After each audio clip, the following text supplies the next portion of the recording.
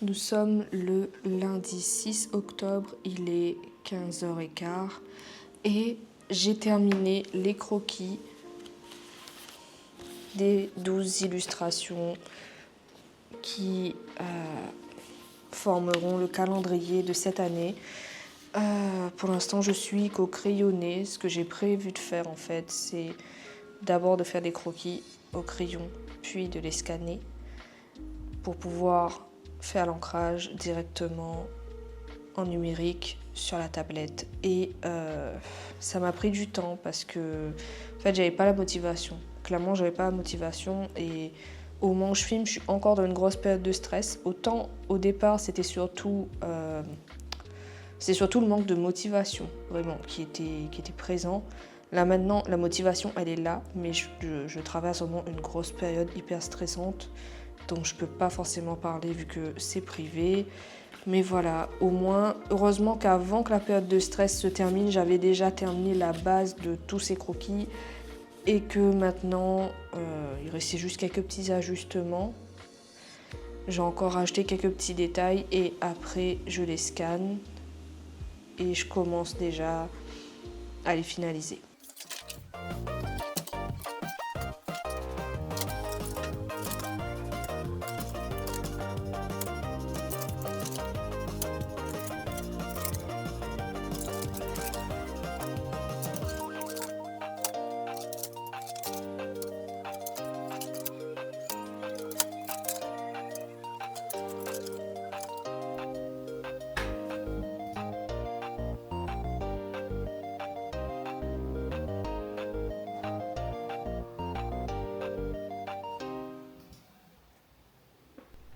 Coucou, alors ici la Anaëlle du futur qui prend le temps enfin de vous dire bonjour et qui arrête de faire sa malpolie.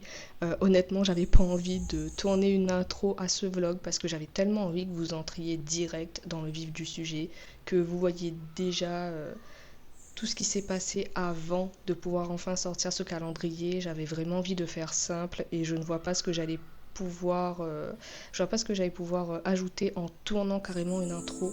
Donc flemme et non seulement flemme, mais en plus je voyais pas l'utilité. Donc je vais réexpliquer un peu c'était quoi le calendrier de l'année dernière pour ceux qui n'étaient pas là l'année dernière, qui sont nouveaux ou qui n'ont pas été là en fin d'année sur Instagram. En gros, pour 2025, j'avais sorti un calendrier annuel où chaque mois il y avait une illustration à colorier. C'était sur du papier coloriable qui était compatible avec énormément d'outils et ça avait plu. Et ces illustrations étaient sur le thème de la Réunion, de la vie réunionnaise, du quotidien. J'avais envie d'en refaire un autre, mais je n'avais pas envie que ce soit un copier-coller exact de celui que j'avais fait l'année dernière parce que j'ai exploité des choses, j'ai fait des choses que je voulais faire l'année dernière et j'estimais que j'avais fait le tour de ce que je voulais explorer et cette année je voulais faire autre chose et particulièrement améliorer ce que j'estimais être des échecs concernant le calendrier de l'année dernière. Alors premièrement, il y avait le fait qu'il y avait une narration qui n'était pas complètement assumée l'année dernière. Il y avait des easter eggs par-ci par-là, dans des petites illustrations, des petits éléments dans les illustrations qui permettaient de faire des liens entre les personnages, sauf que malheureusement ça ne s'est pas vu, ça veut dire que j'ai foiré mon coup, et c'est ok, mais à ce moment-là je me suis dit ok, j'ai envie cette fois-ci de débarquer et d'assumer pleinement de la narration parce que le côté narratif c'est quelque chose que je voulais vraiment inclure dans mes projets. C'est très important pour moi, j'ai une passion pour le fait de raconter des histoires à travers les images, donc je me suis dit que cette année j'allais vraiment revendiquer ça dans ce nouveau calendrier. Du coup, au lieu d'avoir juste quelques personnages lambda qui ont des liens flous entre eux, je me suis dit que j'allais carrément faire 3 personnages. Je me suis dit que ce serait mieux de se focaliser sur 3 personnages qui sont liés. Ces 3 amies qui sont réunionnaises, qui ont vécu pendant quelques années en hexagone pour leurs études, pour leur travail et qui, en fin d'année 2025, décident de tout plaquer façon film de Noël en mode on se casse, on retourne à la Réunion. Et les raisons pour lesquelles elles rentrent, j'avais envie de les expliquer vraiment vite fait dans un petit zine, dans un format manga, dans le style de narration. Et le retour à la Réunion en tant que jeune Réunionnais, pour moi, c'est un thème sur lequel il y a tellement à dire et je pense qu'avec ce calendrier, j'ai même pas abordé un centième de ce que je voudrais dire. Sinon, il y a un autre problème que j'ai tenu à régler et pour ça, je suis passée par de l'automatisation cette année. L'année dernière, j'avais numéroté les jours de chaque mois manuellement. Mais quelle galère, mais quelle erreur. En fait, je me suis retrouvée à me mélanger les pinceaux. Et je ne sais pas si ça a été le cas que pour une seule personne, mais sur le mois d'octobre, j'ai bien mélangé les chiffres. Je les ai bien mélangés même. Je sais même pas comment j'ai fait mon compte. Et je ne sais pas comment j'ai fait pour voir le résultat et me dire ouais, c'est nickel comme ça, c'est bien, on va envoyer ça. Je ne sais pas comment j'ai fait, mais j'ai fait. Mais cette année, si jamais il y a une erreur, je pourrais le dire clairement, c'est pas moi, c'est à cause de l'ordi qui a du mal à faire son automatisation. Mais voilà, je voulais vraiment régler ce problème. Bon ça y est, c'est jour J. Les déménageurs sont là, ils sont en train d'enlever des trucs. Je vis pas bien la situation, je sais même pas où est-ce que je dois me mettre là-dedans. Donc je suis allée me cacher dans ma chambre jusqu'à ce qu'on vienne dans la chambre pour enlever ce qu'il y a dans la chambre. En fait, j'ai du mal à savoir où me mettre là-dedans parce que depuis le départ, je suis en mode full contrôle sur toute cette histoire. C'est surtout moi qui étais en train de décider qu'est-ce qu'on met dans quel carton et monsieur qui exécutait. J'exécutais aussi, hein, mais je veux dire que les directives venaient plus de moi parce que quand il s'agit de mes affaires, je sais pas, il y a même des trucs qu'on n'a pas attendu les déménageurs pour pouvoir ramener dans notre appart. Parce que franchement, je sais pas, je faisais pas confiance. Je faisais pas du tout confiance et je me suis dit non, non, non, il y a des trucs. Il y a des trucs mieux vaut que ce soit toi qui les gère. Mais voilà.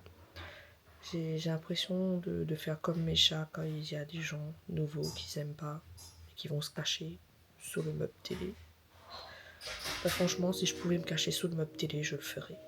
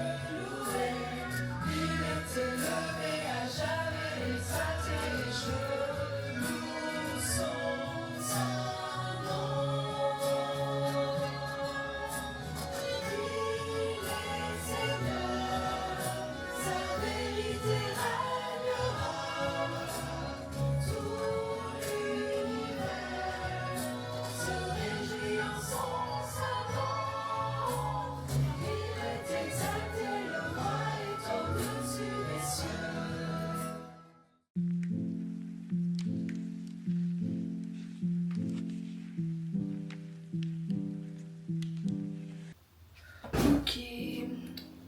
Alors, je me prépare à partir parce que la survie du projet est compromise parce que c'est très compliqué. À la base, j'avais acheté 2 cartouches d'encre, la noire et la PGBK pour mon imprimante. Et même si les autres cartouches étaient vides, je me souviens qu'avant on pouvait tout à fait gruger et je veux dire tout ce que j'ai imprimé c'est juste du noir sur du blanc quoi. avant, tu n'avais pas besoin d'avoir tout le reste des cartouches pour pouvoir imprimer en noir, mais ces derniers temps, si. Je n'ai plus d'explications précises, mais en tout cas, c'est pour des raisons informatiques qui sont voulues par la marque. Mais en tout cas, ça me saoule, parce que clairement, l'année dernière, en fait, l'imprimante n'était pas dans un meilleur état en termes de niveau d'encre pour la cyan, magenta et jaune. Mais là, c'est peut-être que cyan et jaune ne sont plus suffisamment pleines. Ben, l'imprimante refuse d'imprimer comme il le faut. En fait, plutôt que d'utiliser que du noir, alors que peu importe les réglages que j'ai fait, et j'ai regardé plein de forums avec mon mari aussi, on a regardé plein de forums pour ça. Tout le monde disait que maintenant c'est devenu impossible. Avant, on pouvait gruger, faire en sorte qu'en fonçant vraiment le niveau de noir, l'imprimante soit obligée de n'utiliser que du noir, sauf que même là, ce n'est plus possible. J'ai essayé avec des documents de l'année dernière, dont le dépliant de l'ancien calendrier qui sentait nickel. C'est sorti aussi avec les mêmes problèmes. Bref, il faut que j'aille chercher du cyan et du jaune. Sauf que c'était une galère d'en trouver. Franchement, sur tous les magasins de Saint-Denis, il n'y en avait pas sauf un. En fait, j'ai passé ma matinée à appeler. Et en fait, j'étais tellement habituée à entendre « Non, madame, on n'a plus de stock » que quand le mec m'a dit « Oui, on en a. Mais bon, dans plus grand des cas, même, genre « Ouais, je regarde. Ouais. » Oui, oui. Ouais. Ok. Et tu vois, en fait, j'étais tellement choquée. Je fais c'est bien celui de tel endroit, là. Je me plante pas. Bah ok, bah je passerai cet après-midi. Donc voilà, voici moi en train de me préparer pour y aller cet après-midi. J'ai besoin de me calmer un peu parce que ces derniers temps je suis trop stressée entre les histoires du produit final qui n'avance pas et qui retarde le lancement. Parce qu'en fait, si je peux pas imprimer ne serait-ce qu'un seul exemplaire au moins du calendrier et d'usine que j'ai prévu, je ne peux pas prendre en photo les produits. Si je ne peux pas prendre en photo les produits, je ne peux pas faire la com autour du produit. Et j'ai pas envie de passer par des mock-ups en fait. Enfin, pour moi, c'est important que vous voyez le produit vraiment tel qu'il est et qu'on ne vienne pas me dire ouais, mais c'est pas exactement comme sur l'image. Bref. Et entre d'autres choses aussi qui me stressent, mais à un niveau encore plus puissant, je crains un petit peu. Voilà, surtout que je vais faire un trajet que j'ai pas l'habitude de faire.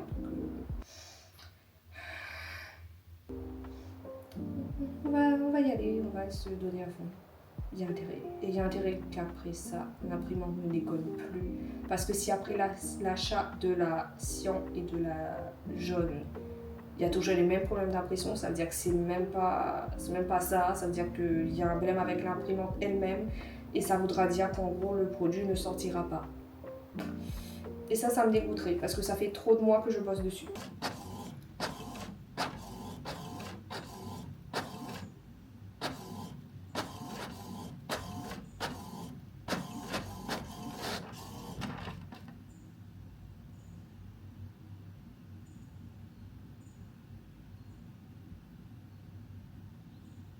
Pour l'instant, ça va.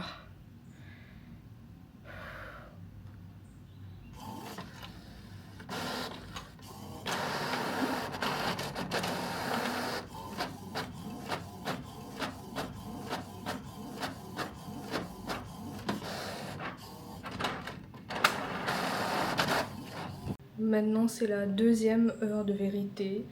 Il est temps d'imprimer le calendrier, en tout cas la première page de janvier du calendrier et je flippe ma race.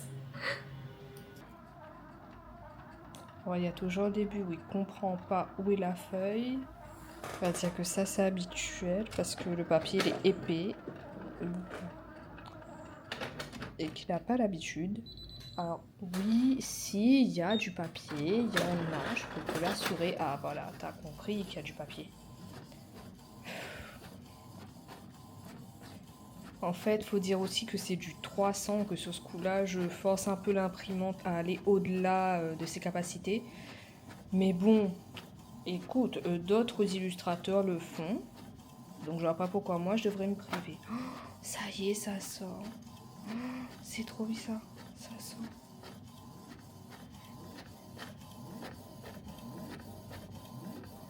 Waouh, c'est trop bizarre. Ça y est, la première page est sortie. Oula, ah non, c'est bon, c'était rien de grave. Et je suis choquée. Oh là là, et je suis choquée parce que... Ça y est, en fait, c'est tellement quelque chose de voir le truc passer de l'écran à la réalité. Waouh. Ah là là, et mais c'est fou parce que je vois à quel point de gueule ça n'a plus rien à voir avec l'année dernière.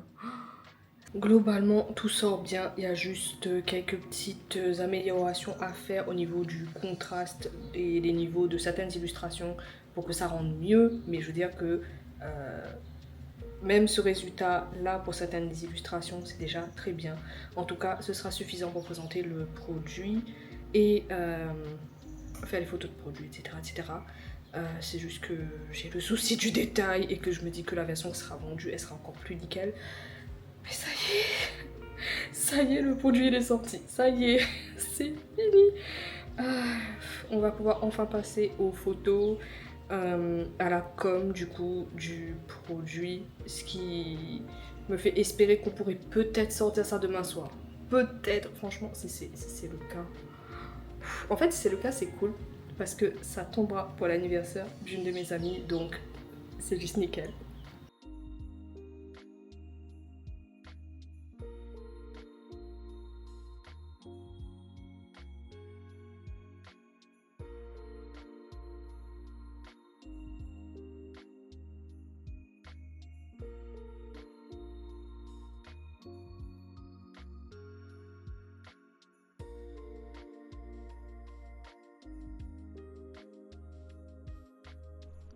Je voulais parler aussi d'un aspect pendant justement que j'assemble ces zines. Je trouve que c'est important d'en parler avec ce plan-là, vu que ça a été la partie pour moi qui était la plus compliquée à assumer parce que pour moi, c'est évident, le manga, ça a toujours été présent dans mes dessins.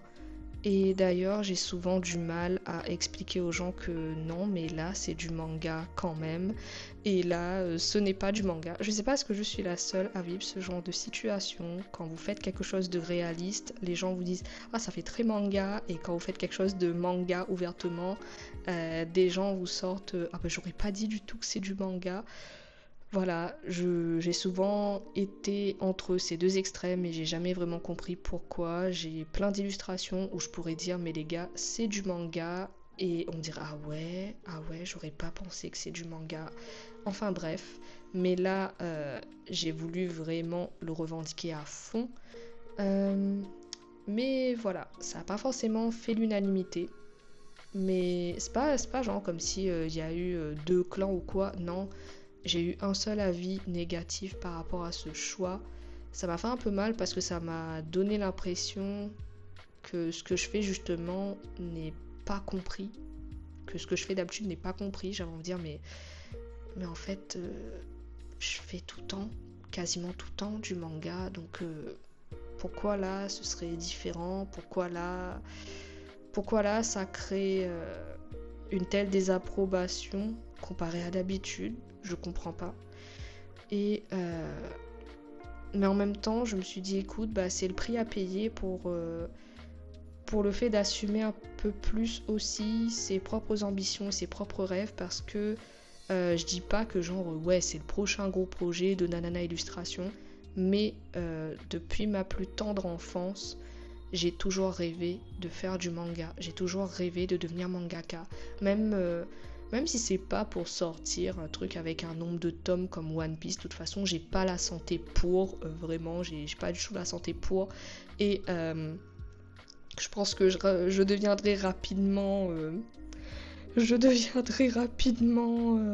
incapable de terminer ma série et je me retrouverai comme certains à faire patienter les fans pendant des milliards d'années.